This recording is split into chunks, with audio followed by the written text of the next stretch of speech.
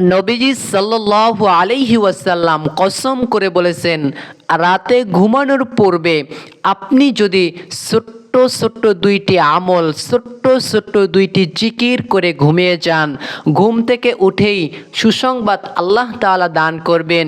এমনকি আপনাকে আল্লাহ তাআলা গায়বী সাহায্য দান করবেন। সুবহানাল্লাহ। আপনার হাজতগুলো পূরণ হবে, আপনার মনে নেক আশা বাসনা চাহিদাগুলোকে আল্লাহ তাআলা কবুল করে নেবেন। কেননা এই দোয়াটির ব্যাপারে হাদিসের ভিতরে এসেছে, এমনকি এই দোয়াটি সুনানে আবু দাউদ শরীফের হাদিসের ভিতরে এসেছে। এটি হলো সই হাদিসের একটি অংশ দোয়া। এই দোয়াটি পাঠ করে আপনি রাতে ঘুমিয়ে যান ইনশাআল্লাহ। তারপরে আপনি আল্লাহ তাআলার কাছে যা দোয়া করেন, আল্লাহ তাআলা আপনার সকল দোয়া কবুল করবেন। আল্লাহ তাআলা আপনার মনের নেক আশা বাসনাকে কবুল করে নেবেন। সুবহানাল্লাহ। অনেক মা ও বোনেরা রয়েছেন, তাহারা বলেন যে হুজুর এত বড় ভিডিও কেন বানান, এত বড় আমল কিভাবে আপনি দেন যেটা আমরা মুখস্থ করে রাখতে পারি না, যে আমলগুলো আমরা করতে পারি না। তাদের উদ্দেশ্যে আমি বলবো এই ভিডিওটা দেখেন, এবং যেই দুইটি ছোট্ট ছোট্ট দোয়ার কথা আমি বলে দিব ইনশাআল্লাহ লিখিয়েও দিব। আপনি একবার শুনলে, একবার দেখলেই আপনার মুখস্থ হয়ে যাবে। খুবই সহজ, তবে একটি নিয়মে আপনাকে আমল করতে হবে, তাহলে ইনশাআল্লাহ আপনার আমলটা হয়ে যাবে। কেননা নবী সাল্লাল্লাহু আলাইহি ওয়াসাল্লাম বলেছেন, আদ-দুআউ মুখুল ইবাদা। দোয়া হচ্ছে এবাদাতের মগজ, দোয়া হচ্ছে এবাদাতের মূল অংশ। কেননা কেউ যদি আল্লাহ তাআলার কাছে দোয়া না করে, না চায়, তাহলে আল্লাহ তাআলা এই বান্দার উপরে রাগান্বিত হয়ে যান, নাউজুবিল্লাহ। অতএব আমাদের বেশি বেশি করে আল্লাহ তাআলার কাছে চাইতে হবে, দোয়া করতে হবে। কবুল করার মালিক হলো আল্লাহ।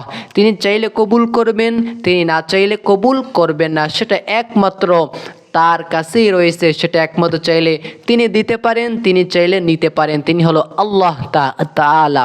তাহলে এইবার চলুন এই ছোট্ট আমলটা আপনি রাতে ঘুমানোর পূর্বে কীভাবে করে ঘুমিয়ে যাবেন।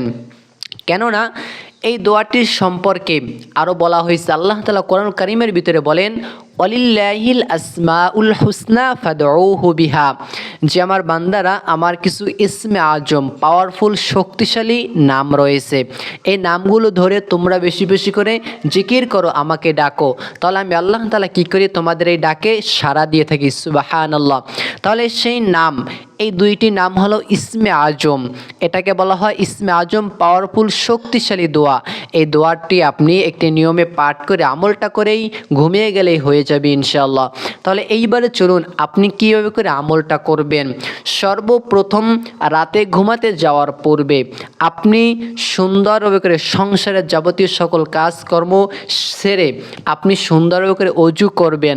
আর যে সকল মা ও বোনেরা অসুস্থ অবস্থায় রয়েছেন, তাহারাও চাইলে আমলটা করতে পারেন, আপনাকে অজু করতে হবে না, আপনি চাইলে অজু ছাড়াও আমলটা করতে পারবেন।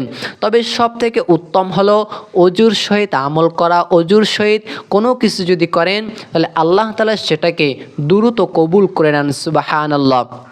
তাহলে আপনি রাতে যখন ঘুমাতে যাবেন, ঘুমাতে যাওয়ার পূর্বে সর্বপ্রথম বিছানাটাকে সুন্দর করে ঝেড়ে পুছে যখন শুয়ে যাবেন, শুয়ে যাওয়ার পরে আপনি সর্বপ্রথমে এই নিয়মে আমলটা করবেন।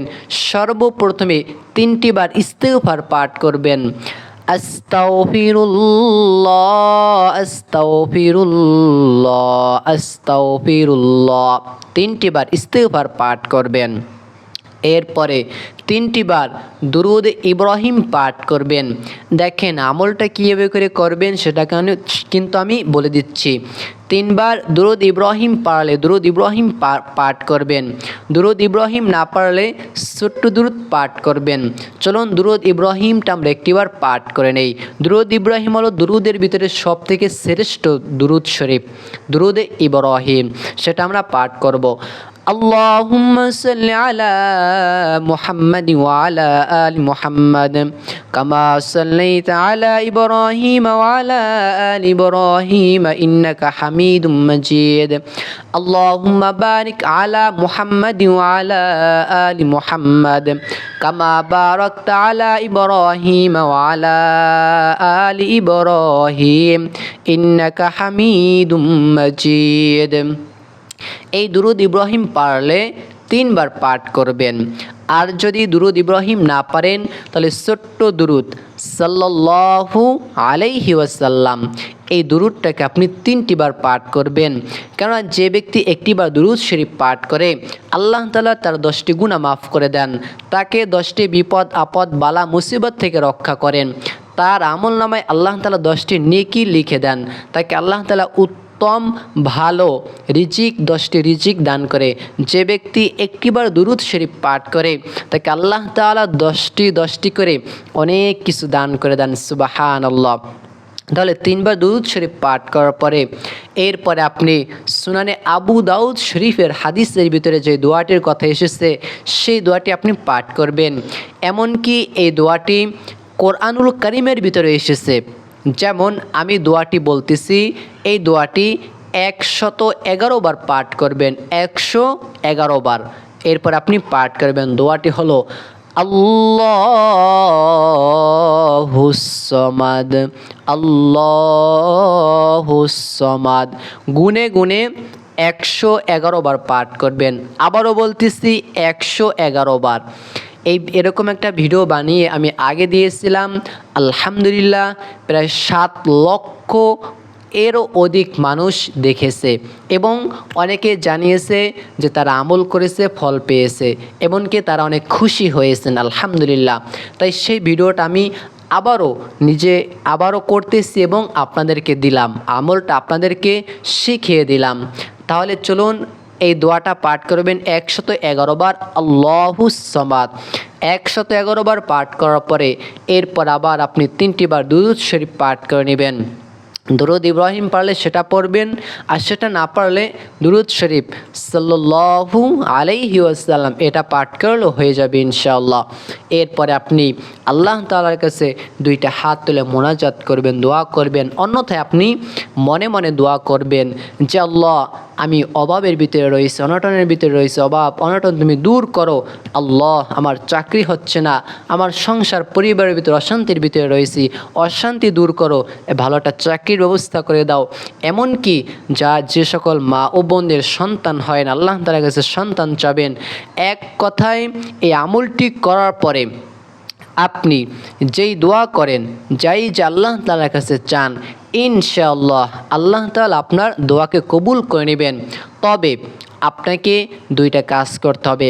1 নম্বর হলো আপনাকে আল্লাহ পাক রব্বুল আলামিনের উপরে পরিপূর্ণ তাওয়াক্কুল করতে হবে, বিশ্বাস রাখতে হবে। 2 নম্বর হলো আপনি এটা আশা রাখবেন যে হ্যাঁ আল্লাহ তাআলা আমাকে দিবেন।